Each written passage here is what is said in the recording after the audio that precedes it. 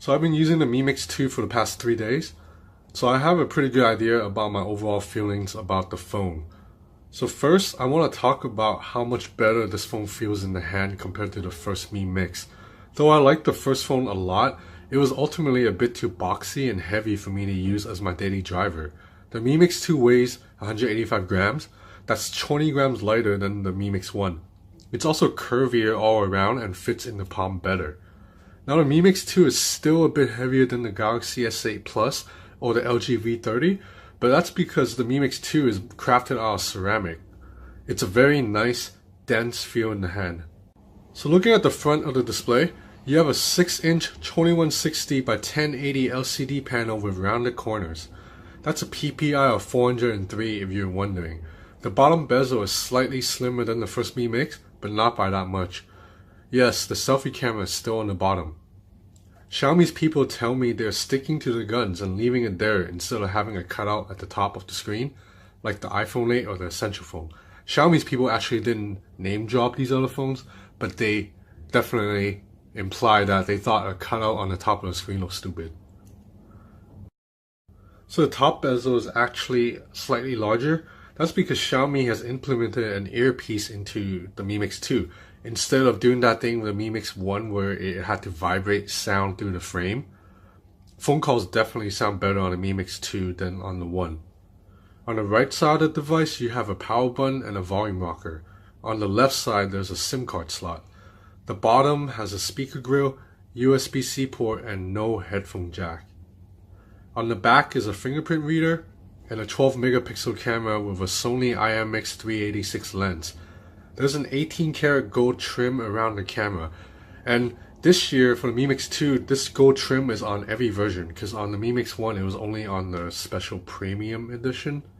The camera sticks out a little bit though, very slightly. Let's talk some specs.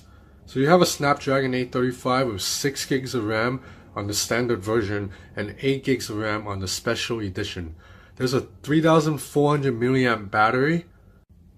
So software wise, the Mi Mix 2 runs Android 7.1.1 with MIUI 9 Global on top. So the global version of MIUI will have all the Google apps built in, not like the China one where you have to install your own Google apps.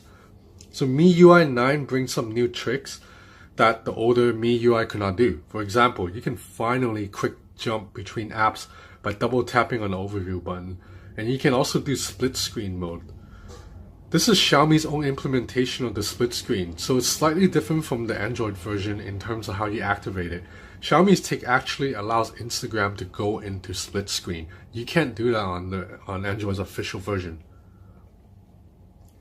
There are MIUI specific features like Quick Ball, which lets you put a floating button on your screen that allows access to home, back, overview, and screenshot. It just makes the phone a bit easier to use with one hand. Overall, I am okay with MIUI. I don't hate it, but ultimately I prefer stock. I don't like that I don't get an app tray, and the most annoying thing of all, in MIUI you can't expand on notifications. So right here, I see that I have a new email, right? But I can't expand to see who that email is from or what it's about. This is a big hassle for someone like me who relies on email for work a lot, because every day I get like 50 emails, and then I'm able to, on other phones, I'm able to look at the lock screen and just swipe them away if it's from someone that I don't care about. But the star of the show, however, is obviously the screen.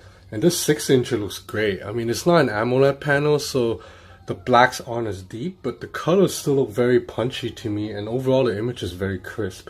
I mean, maybe my opinion is influenced by this video that I'm watching right here right now.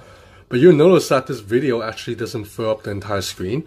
That's because this is an 18:9 aspect ratio, while most content on the web is still 16:9. Now I wish Xiaomi gave me the option to crop this video to force it to fill up the whole screen, the way Samsung does with the Galaxy S8. I mean, I know that the way it is on the Samsung right now, the video is actually chopped at the top and the bottom, but I prefer this than all these black bars on the top, bottom, left and right. But the Mi Mix can pump out really good audio. That's because sound comes out not just from the bottom speaker, but also the earpiece up top. Xiaomi says it's not quite a stereo sound system, but it's still better than just having one speaker grill, right? So right now, I'm at 50% right now. So you see the sound is pretty good. And then let's go up to 100. So you know, even at 100, it's not, there's no distortion. So you know, this is just a beautiful panel to watch videos on.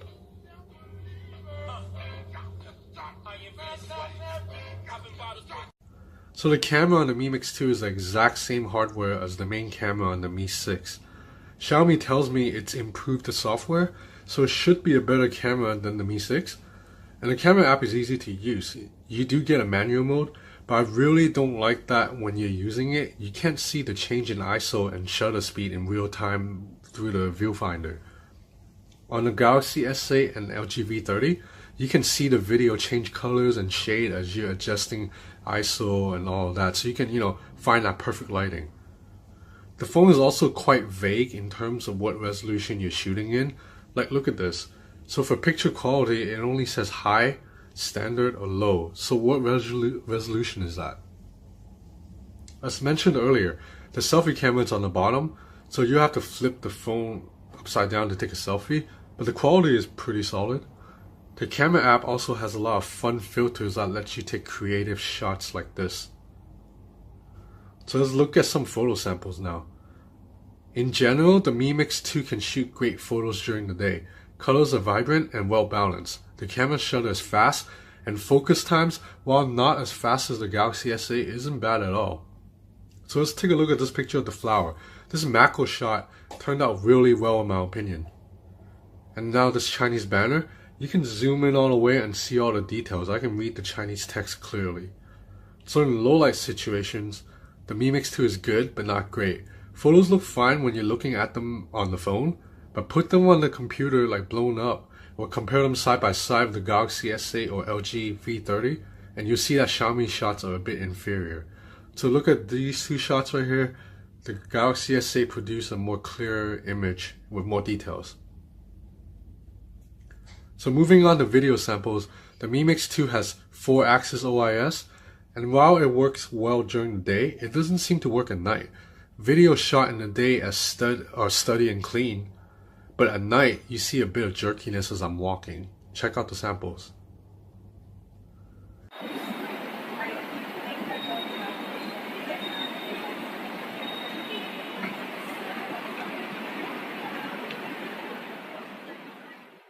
The phone can record very impressive slow motion videos though.